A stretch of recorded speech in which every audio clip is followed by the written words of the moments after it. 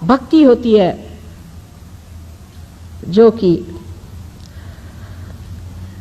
आत्म साक्षात्कारी होती है। तुकाराम ने कहा है कि मैं तो वैसे अणु रेणु से भी छोटा हूं, लेकिन आकाश कितना बड़ा।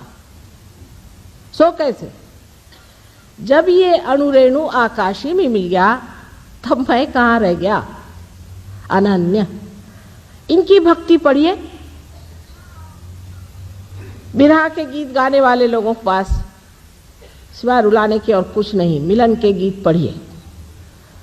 जो मिलन के गीत गाते हैं वही आपको बताएंगे कि आत्म साक्षात्कार चीज क्या होती है। पाँचों पच्चीसों पकड़ बुलाऊं, एक ही डोर उड़ाऊं। कितनी अधिकार की वाणी है, अथॉरिटी कितनी है इसके अंदर। जो आत्म साक्षात्कारी होता है वो अथॉरिटी से बोलता है, उसकी अथॉरिटी होती है, उसका अपना अधिकार होता है सब्जेक्ट में। वो नहीं कि हाँ भाई कोई वो वोट लेने थोड़ी आता है आपसे। हाँ भाई तुम जो भी करो ठीक है, वो भी ठीक है, वो भी अच्छे हैं, वो भी भले हैं। नहीं, जो बुरा है सो बुरा है, जो अच्छा है सो अच्छा है।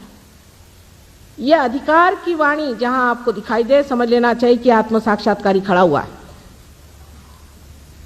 ईसा मसीह को देख लीजिए कि जिनका सिवाय पवित्रता के सिवाय और उनके अंग में कुछ नहीं था, साक्षात ओंकार से। उनका एक वेश्या से क्या संबंध? लेकिन जब एक वेश्या को लोगों ने पत्थर से मारना शुरू कर दिया तो सामने आके खड़े हो गए, कह ले अच्छा तुममें से जिसने पाप नहीं किया मुझे पत्थर मारो। किसी की हिम्मत नहीं हुई। ये जो अधिकार वाणी से जो आपको परमात्मा के गीत सुनाते हैं उनको मानिए। ये आपकी भक्ति जो कृष्ण ने कही है कि भक्ति मार्ग से भी और कर्म मार्ग से भी मनुष्य परमात्मा के पास आ सकता है, वो इस वजह से कि दोनों से जब वो ये समझ ले कि इससे परे कोई चीज है तभी वो ज्ञान को प्राप्त हो सकता है। ज्ञान को प्राप्त होने का मतलब ये नहीं कि कोई पंडित हो जाए।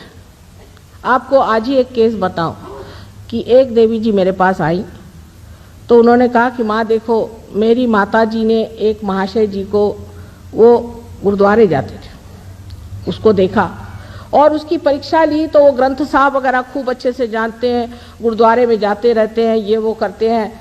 उसका कि ठीक है, उसने कहा मैं तुम्हारी लड़की से शादी करता हूँ, मेरी शादी करा दी। उसकी पहली एक बीवी है, बच्चे हैं, रोज लड़कियां लेके आता है, किसी की मोटर बना के लाता है, सबको बेवकूफ़ बनाता है। मेरे माँ से भी पैसा ले लिया और सारा उसको रट गया है। अखंड पाठ वगैरह करता होगा तो वो बड़ा अच्छा आदमी उनको लगा। ये ज्ञान नहीं होता है, ये ज्ञान नहीं। ज्ञान आपके नसों में महसूस होना चाहिए। इससे आपको जानना चाहिए कि ये शक्ति जो सारे ऋतु बदलती है, जो सारे जीवंत कार्य करते हैं, वो शक्ति हमारे चारों ओर है। जब भक्ति और कर्म का मेल होता है, ऐसा कहा गया है, तभी ज्ञान प्राप्त होता है। कि जब आप भक्ति को कर्म में इस्तेमाल करते हैं, पर अपने ऐसा नहीं, जो भक्ति वाले वो भक्ति वाले, कर्म वाले वो कर्म वाले। आज आपने भक्ति करी, श्री राम की भक्ति करी, ठीक है, लेकिन आपको ये भी देखना चाहिए कि जब हम श्री राम की भक्ति कर रहे हैं तो उसके साथ हमारे कर्म कैसे हैं? क्या हम श्री राम जैसे हैं? मर्यादा पुरुषोत्तम जैसे हम हैं क्या? हम वाचा से, मन से, बुद्धि से, कर्म से हम क्या श्री रामचंद्र जी जैसे हैं? अगर नहीं है हम तो हमारा मेल नहीं बैठा। अब सहयोग में दो नाड़ियां जो बताई गई, ईड़ा और पिंगला, इनका मेल जब सर में होता है तो इनसे भक्ति से, या जिसे कहते हैं सुसंस्कारों से या कुसंस्कारों से जो कार्य हम करते हैं उससे हमारे अंदर जो संस्था तैयार होती, उसे आप मन कह लीजिए। और कार्य में जो हम अपने को व्यस्त करते हैं, उससे जो संस्था तैयार होती है उसे आप अहंकार कह लीजिए। अहंकार और प्रत्यहंकार दोनों ही हमारे सर में जाकर जब मिल जाते हैं, तब इस तालु भाग में आप देखिए कि तालु भाग में कैल्सिफिकेशन हो जाता है।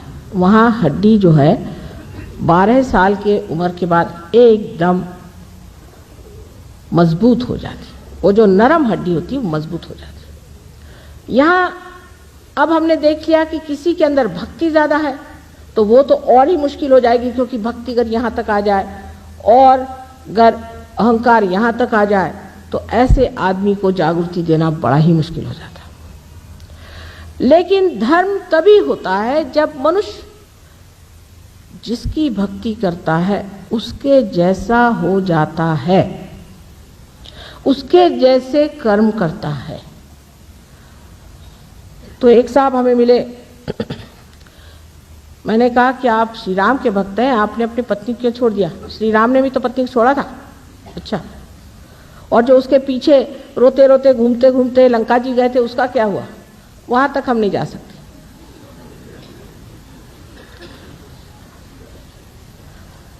आपने 5 पत्नियां क्यों कर ली?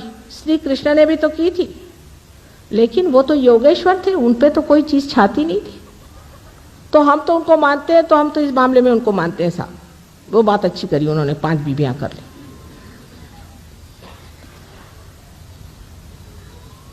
इस प्रकार जो निर्बुद्ध लोग होते हैं, जिनको कि मूढ़ कहा जाता है, मूढ़ लोग, वो भक्ति नहीं कर सकते और न ही वो धर्माचरण कर सकते। यही धर्म का आचरण है कि जिसको आपने भक्ति से माना है उसके जैसा अपना आचरण करिए। अब ज्ञानेश्वर जी जैसे आदमी, इनके के लिए कहती हूँ मैं कि साक्षात कोई ब्रह्मस्वरूप इतना पवित्र जीव संसार में आया और उन्होंने ध्यान की ही विधि बताई, समझ लीजिए, और उस पर उनके जो बड़े बड़े मंदिर बनाए वहाँ उनकी मूर्तियाँ खड़ी की है। उसके आगे हमारे यहाँ कहते दिंडी करना, दिंडी करना माने राम राम राम राम चलो। सब लोग आते हैं अपनी वो टोपी ओपी उतार के, गंजी पहन के, सबका चला है राम राम राम राम, हाथ में लेजिम लेकर। और मैंने कहा भाई हमको एक दिन के लिए हॉल दे दो, हम यहाँ ध्यान करना चाहते हैं। ध्यान व्यान यहाँ नहीं करने का, यहाँ सिर्फ आप दिंडी कर सकते। मैंने कहा साहब वो जो बैठे हैं सामने ज्ञानेश्वर जी, उन्होंने कौन सी दिंडी की थी? कहले वो ज्ञानेश्वर जी थे, पर उन्होंने कहाँ लिखा है कि आप दिंडी करिए? उसे क्या मतलब है? हम लोग तो दिंडी ही करते। मैंने कहा अच्छा नमस्कार, अगर ये आज जीवित होते तो हम आपसे बताते कि आप क्या हैं। निरे मूर्ख हैं और महामूर्ख हैं। कभी कभी इस तरह की गलत भक्ति से हम लोग अपना नर्क का रास्ता बना रहे हैं। इसलिए सजग हो जाना चाहिए और सतर्क होकर के हमें समझना चाहिए कि हमारे भक्ति में कहाँ दोष आ रहा है। अब सबसे बड़ा दोष भक्ति में इस तरह से आता है कि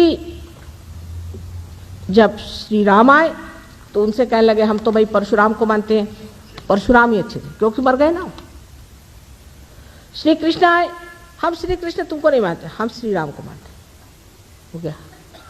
जीसस आए, हम तुमको नहीं मानते, हम मोसेस को मानते, क्योंकि जो मर गए वो अच्छे अपने जेब में रहते हैं। एक प्लास्टिक का फोटो लगा लिया, काम खत्म। लेकिन वो प्लास्टिक का फोटो आपको कहाँ ले जाने वाला है, ये किस चीज का तमगा लगाया है आपने, ये समझ लीजिए। और फिर कहते हैं कि हमने माँ इतनी भक्ति करी और हमारा ऐसा हाल क्यों? तुम तो कहती हो कि हृदय में शिव का स्थान है, हम शिव भक्त हैं, और हमें हार्ट अटैक क्यों आ गया? उसकी वजह ये कि शिवो हम ऐसी वल्गना आपने क्यों करी? क्या आप शिव हो गए? क्या आपने आत्म साक्षात्कार पाया? मैं आत्मा हूं ऐसे चिल्लाने से वो शिव भी आपसे नाराज हो गए। राम राम राम राम कहने से रामचंद्र जी कहते बाप रे बाप, इससे बचाए रखोगे तो हद हो गई। जिसकी आप उपासना करते हैं वही चक्र आपका पकड़ जाता है। आश्चर्य की बात है और उसी से हम पूछते हैं क्या आप शिव को मानते हैं? माता जी आपने कैसे पहचान लिया? अरे भाई जैसे भी पहचान, तुम्हारे चक्रों से पहचान रही हूं मैं, कोई इसमें विशेष ज्ञान की जरूरत नहीं है। जिसकी आप उपासना करते हैं और उसके अनुसार आप कर्म नहीं करते हैं और बेकार में उनका बैठ करके भजन करना सुबह से शाम तक, भजन करना चाहिए, मैं ये भी नहीं कहती भजन नहीं करो, पर अगर भजन करने से परमात्मा नहीं मिलने वाले, भज भज भज भज करने से नहीं मिलने वाले, मिलने वाले हैं आत्म साक्षात्कार से, जहाँ आत्मा का प्रकाश हमारे चित्त में आ जाता है। तब हम जानते हैं कि श्री राम जो है वो कहाँ बसे हो। अब आप देख लीजिए, मैं आपसे बताती हूँ, जो दत्तात्रेय गुरु को मानते हैं उनके पेट में दर्द होता होगा, जो श्री राम को मानते हैं उनको ज़्यादातर लंग्स की बीमारी हो जाएगी, जो शिव जी को मानते हैं उनको अधिकतर हार्ट अटैक आ जाएगा। अब ऐसे कैसे हो सकता है? तो आपने कोई न कोई गलत काम कर दिया। सहज योग जो है एकदम विशुद्ध और साफ खुला हुआ है। सहज योग की भक्ति में हर चीज आप जानते हैं कि आप क्यों कर रहे हैं, क्यों कह रहे हैं, ये मंत्र आप आज क्यों कह रहे हैं, उसका आपसे क्या संबंध है, उसका जनसाधारण से संबंध क्यों है, क्या है? क्योंकि आत्मा का तो ज्ञान हो ही जाता है स्वयं का, लेकिन आपको सामूहिक ज्ञान भी हो जाता है।